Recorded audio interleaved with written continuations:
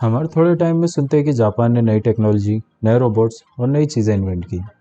और वहीं दूसरे देश भी हैरान रहते हैं कि आखिर जापान किस तरह टेक्नोलॉजी में इतना आगे रह सकता है। इसका जवाब बहुत सीधा सा है और उतना ही उलझा हुआ भी।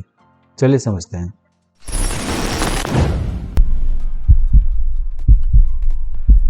तो आज तक जापान ने जितनी टेक्नोलॉजिकल एडवांसमेंट किए हैं वो सब टाइम के साथ साथ आने वाली मुश्किलों को हल करती हैं और वहाँ की पॉपुलेशन की ज़रूरतों के हिसाब से डेवलप की जाती हैं, जिससे वहाँ जीवन जीने में बहुत ज़्यादा आसानी पैदा की जा सके। हर चीज़ के लिए कोई ना कोई टेक्नोलॉजी, हर छोटे बड़े काम के लिए कोई ना कोई टूल। चाहे हम बात करें रोज़ यूज़ होने वाले QR कोड्स की या चैटिंग को इंटरेस्टिंग बनाने वाले इमोजीज़ की। टेक्नोलॉजी का जो बेस्ट एग्जाम्पल हमें जापान से देखने को मिलता है, जिसकी वजह से जापान मशहूर भी है, वो है इसका फास्ट इंफ्रास्ट्रक्चर। दुनिया की सबसे पहली हाई स्पीड ट्रेन, जिसे बुलेट ट्रेन के नाम से भी जानते हैं, ये रेलवे लाइन दो बड़े शहरों के हब में बनाई गई है, टोक्यो और ओसाका।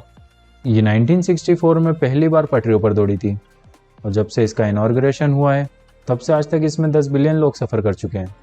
इसकी सेफ्टी का ये रिकॉर्ड है कि आज तक न ये पटरी से उतरी है और ना ही टकराने की वजह से इसका कोई हादसा हुआ है, इतनी तेज़ रफ्तार होने के बावजूद भी। और वैसे तो हमेशा ही ये टाइम पर डेस्टिनेशन पर पहुंचती है, पर एक बार ये बहुत ज़्यादा लेट हो गई थी, सिर्फ 36 सेकंड के लिए।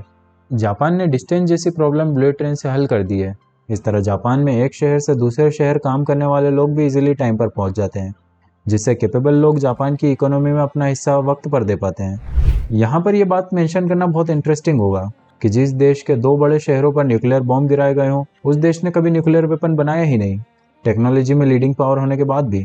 वर्ल्ड वॉर 2 के बाद जब जापान ने सरेंडर नहीं किया तो एलाइड पावर ने, मतलब ब्रिटेन, USA और USSR ने हिरोशिमा और नागासाकी पर एटॉमिक बॉम्ब गिरा दिए, जिससे लाखों लोगों की जानें गईं और जापान दुनिया से बहुत पीछे हो गया।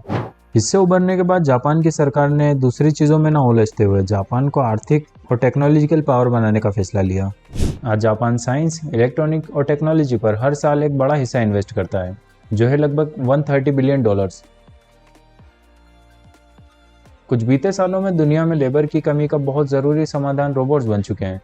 जिस तरह जापान की पॉपुलेशन दिन ब दिन गिर रही है, उससे लेबर मार्केट में भी बड़ी समस्या पैदा होने लगी है।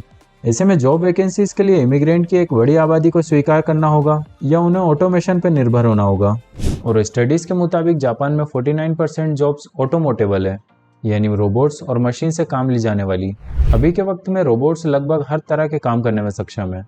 वर्कफोर्स ऑटोमेशन ने कई सर्विसेज और इंडस्ट्री में इंसान के काम करने का तरीका बिल्कुल बदल कर रख दिया है, जबकि कई देश इस बात को लेकर परेशान है कि ऑटोमेशन लेबर से कमाई करने वाले लोगों पर असर डाल सकती है। इसका पॉपुलेशन और इकोनॉमी पर भी बुरे नतीजे हो सकते हैं। पर जापान में ऑटोमेशन एक अहम ज़रूरत थी, जो सही समय और सही तरीके से काम में लाई गई। वर्कफोर्स ऑटोमेशन ने न सिर्फ जापान में काम करने वालों की कमी पूरी की, बल्कि उस काम में और तेज़ी और आसानी पैदा की। For example, repetitive manufacturing task, मतलब एक काम को एक जैसा और बिना रुके करते रहना, और जैसे कि हैवी मशीन एक जगह से दूसरी जगह कैरी करना। इन कामों को रोबोटिक हाथों ने इंसानों के लिए और ज़्यादा आसान बना दिया।